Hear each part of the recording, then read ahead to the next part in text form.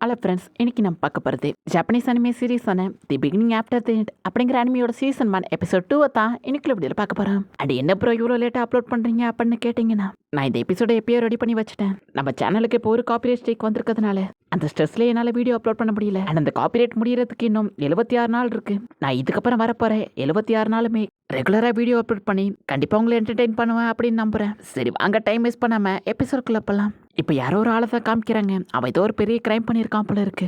ஏன்னா இவன் கிங்கியை கொலை பண்ண ட்ரை பண்ணியிருக்கான். இதனாலே இவனையும் என்னோட ஃபேமிலியுமே பிடிச்சி வச்சிருக்காங்க. அவனும் என்ன நீங்க என்ன வேணா பண்ணுங்க, என் ஃபேமிலியை விட்டுருங்க அப்படின்னு சொல்லிட்டு ரொம்ப கெஞ்சி கதறி கேட்கறான். நானே ஒத்துக்கிறேன், நான் தான் அந்த கொலையை பண்ண ட்ரை பண்ணேன். ஆனா தயவு செஞ்சு என்னோட குழந்தையும் என்னோட ஒய்ஃபையும் விட்டுருங்க அப்படின்னு கெஞ்சவும் இதெல்லாம் கிங்கரே சுத்தமா கண்டுக்காம அவனோட ஸ்குவாடை எடுத்து கொஞ்சம் கூட இறக்கமே இல்லாம அவனோட ஒய்ஃபையும் அவனோட குழந்தையுமே கொல்றான். இப்ப அவரும் பயங்கரமா என் ஒய்ஃப் இறந்துட்டான்னு கதறாரு. நம்ம ஹீரோவோட பாஸ்ட் லைஃப்ல கொஞ்சம் கூட கருணை இல்லாம நடந்துட்டு இருந்திருக்கான். இப்ப அப்படியே கட் பண்ணா சீன் அப்படியே பிரசன்ட்டுக்கு தான் வருது.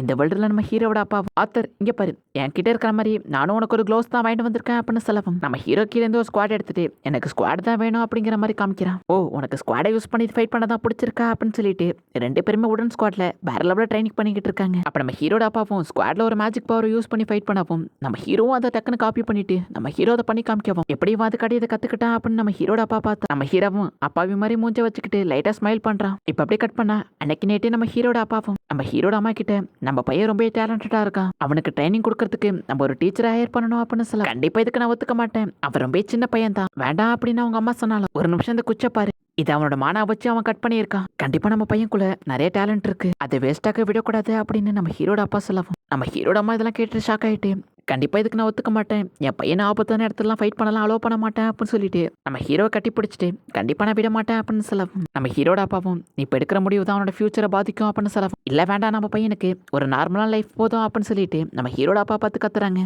இப்படியே மாற்றி மாற்றி இவங்க பேருமே தேவையில்லாம சண்டை போட்டுட்டு இருக்கவும் நம்ம ஹீரோவே உங்களை பார்த்துட்டு அம்மா அப்பா நான் அந்த இடத்துக்கு தனியாக போக வேண்டாம், அப்படி நான் அந்த இடத்துக்கு போகிறதா இருந்தா நம்ம 3 பேருமே ஒன்றா போகலாம் அப்படின்னு நம்ம ஹீரோ சொல்லவும் இது கேட்டு அவங்களுக்கும் அட இந்த பிளான் நமக்கு தோணாமல் போயிடுச்சு, ஆத்தர் உண்மையிலே நீ ஒரு ஜீனியஸ்பா, நம்ம எல்லாருமே ஒன்றா போகலாம் அப்படின்னு அவங்க ஹாப்பியாகவும் நம்ம ஹீரோவை உங்களை பார்த்துட்டு லைட்டாக சிரிக்கிறான். இதுக்கப்புறமா அட்வென்ச்சர் பார்ட்டி ஒன்று அந்த இடத்துக்கு வரவும் நம்ம ஹீரோவா அவங்க கிட்ட போய் அவனை பற்றி சொல்ல ஆரம்பிக்கிறான். என்னோட பேரு ஆத்தர், உங்களை மீட் பண்ணதுல ரொம்ப சந்தோஷம் அப்படின்னு சொல்லவும் ஏ ஆத்தர் குட்டி பையா நீ ரொம்ப அதிகமாக வளர்ந்துட்ட அப்படின்னு நம்ம ஹீரோ கிட்ட வந்து பேசிக்கிட்டு இருக்காங்க. இந்த பார்ட்டி மெம்பர்ஸ் யாருன்னா நம்ம ஹீரோட அப்பா கூட ஒர்க் பண்ண பழைய பார்ட்டியோட மெம்பர்ஸ் தான். நம்ம ஹீரோ ஒரு வாட்டி மேஜிக் பண்றேன்னு சொல்லிட்டு வீட்டை உடச்சப்ப இவங்க தான் வீடை சரி பண்றதுக்கு ஹெல்ப் பண்ணியிருப்பாங்க. அப்ப அந்த ஏஞ்சலாங்கிற பொண்ணும் நம்ம ஹீரோவை தூக்கி வச்சுக்கிட்டு சின்ன பையன் அப்படி இருக்கா அப்படின்னு விளையாடிக்கிட்டு இருக்காங்க. இதுக்கப்புறம் இவங்க கூட தான் டிராவல் பண்ண போறோம் அப்படின்னு சொல்லிட்டு நம்ம ஹீரோ எல்லாருக்கூடயுமே இன்ட்ரோடியூஸ் ஆயிக்கிறான். நம்ம ஹீரோட அம்மாவும் நம்ம ஹீரோவை பார்த்து உன்னோட ஃபர்ஸ்ட் ஜெர்னி உனக்கு பிடிச்சிருக்கா ஜாலியா இருக்கா அப்படின்னு கேட்கவும் நம்ம ஹீரோவும் ஆமா அப்படின்னு தலையாட்டுறான். நம்ம ஹீரோவும் என்னோட பழைய வேர்ல்டை கம்பேர் பண்ணுறப்ப இந்த வேர்ல்டில் ஒன்றுமே இல்லை, ஏன்னா நான் ஸ்டார்டிங்கில் இருந்த வேர்ல்டில்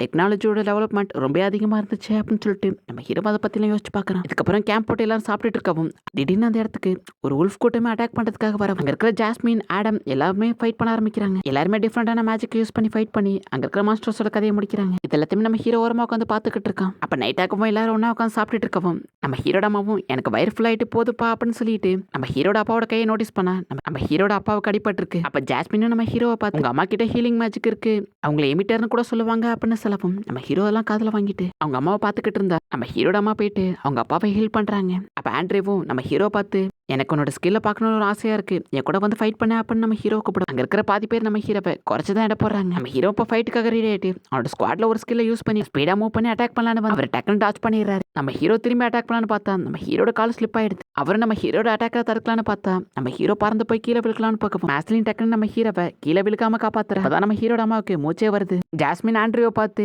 நீ எதுக்காக பின்வாங்காம அவன் கூட ஃபைட் பண்ற, அவன் 4 வயசு சின்ன பையன் அப்படின்னு சொல்ல நீங்க சொல்றத என்னால நம்ப முடியல, ஒரு 4 வயசு சின்ன பையனால இந்த அளவுக்கு பயங்கரமா ஃபைட் பண்ண முடியுமானுங்கிறத நான் இப்பதான் பாக்குறேன் அப்படின்னு சொல்லிட்டு அவனுமே ரொம்ப ஆச்சரியப்படுறான். அப்ப ஜாஸ்மினும் நம்ம ஹீரோ கிட்ட வந்து அந்த டெக்னிக் எப்படி பண்ண எனக்கு சொல்லி தர முடியுமா அப்படின்னு கேட்கவும் நம்ம ஹீரோவை எப்படி பண்ண அப்படின்னு எக்ஸ்பிளைன் பண்றான். இப்படியே நாட்கள் போகவும் நம்ம ஹீரோ ஏகப்பட்ட விஷயத்துல ட்ரைனிங் எடுத்துக்கிட்டு இருக்கான். எக்ஸசைஸ் பண்றது, குக் பண்ணி சாப்பிடுறது அப்படின்னு சொல்லிட்டு நம்ம ஹீரோ லைஃப் என்ஜாய் பண்ணிக்கிட்டு இருக்கான். இப்படியே நாட்கள் பார்க்கவும் நம்ம ஹீரோட பர்த்டே வரவும் நம்ம ஹீரோக்கு கிஃப்டா ஜாஸ்மின் ஒரு நைஃபை கொடுக்கவும் நம்ம ஹீரோ தான் ஹாப்பியா வாங்கிட்டு அவங்க அம்மாவை திரும்பி பார்த்தா அவங்களுக்கு ஏதோ ஒரு விஷயம் தப்பா நடக்கிற மாதிரி சென்ஸ் ஆகவும் நம்ம ஹீரோவும் என்னாச்சுமா அப்படின்னு கேட்கவும் ஒன்றும் இல்லை சாதாரண தலைவலி தான் அப்படின்னு சமாளிக்கிறாங்க. இப்படியே அவங்க எல்லாருமே போயிட்டு இருக்கவும் போற வழியில ஒரு பேண்டிட் குரூப் இவங்களை தடுத்து நிறுத்தி இவங்க வச்சிருக்க எல்லா பொருளையுமே திருடணும் அப்படின்னு பாக்குறாங்க. அங்க இருக்கிற பேண்டிட் குரூப்போட லீடரும் அங்க இருக்கிற சின்ன பசங்களையும் அப்புறம் உமன்ஸையும் விட்டுருங்க, மத்த எல்லாருமே கொன்னுடுங்க அப்படின்னு சொல்லி பேண்டிட் குரூப் அட்டாக் பண்ண வரவும் நம்ம ஹீரோட பார்ட்டி மெம்பர்ஸும் ஓரளவுக்கு எல்லாரும் கூடயுமே ஃபைட் பண்ணிக்கிட்டு இருக்காங்க. நம்ம என்னதான் அவங்க எல்லாருமே அட்டாக் பண்ணாலும் அவங்க ரொம்ப நிறைய பேர் இருக்கிறதுனால அவங்களுக்கு அட்வான்டேஜ் ரொம்ப அதிகமாக இருக்கு அப்படின்னு சொல்லிட்டு அவங்களும் பயங்கரமாக ஃபைட் பண்ணிட்டு இருக்காங்க.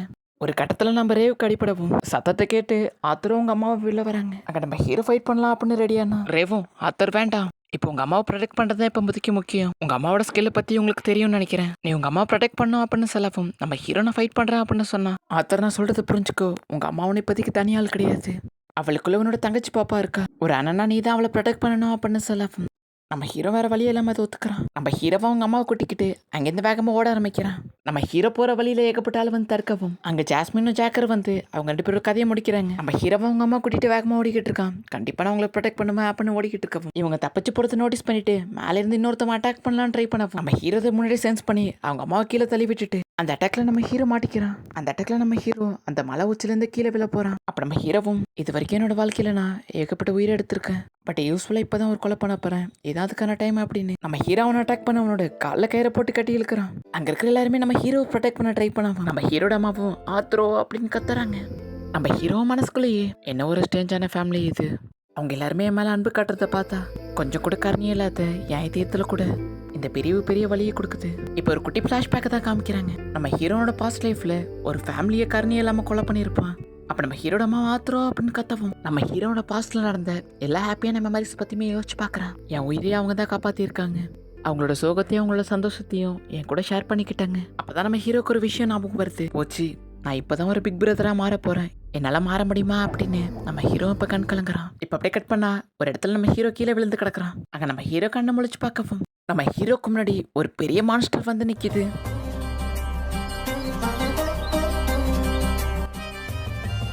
அதை நம்ம ஹீரோவை பார்த்து குட் மார்னிங் ஆத்தரோ அப்படின்னு சொல்லவும் அப்படியே இந்த இடத்துல இந்த எபிசோட் முடியுது. அண்ட் இந்த மான்ஸ்டர் யாரு, எதுக்காக நம்ம ஹீரோவுக்கு ஹெல்ப் பண்ணுது, அது உண்மையிலேயே நம்ம ஹீரோவுக்கு ஹெல்ப் பண்ணுதா இல்லை நம்ம ஹீரோட எனிமையானு கூட நமக்கு தெரியல. என்ன நடக்க போகுது அப்படிங்கிறத மிஸ் பண்ணாம பாருங்க. அண்ட் தேங்க்யூ ஃபார் வாட்சிங் கைமரா. நெக்ஸ்ட் எபிசோட்ல மீட் பண்ணலாம்.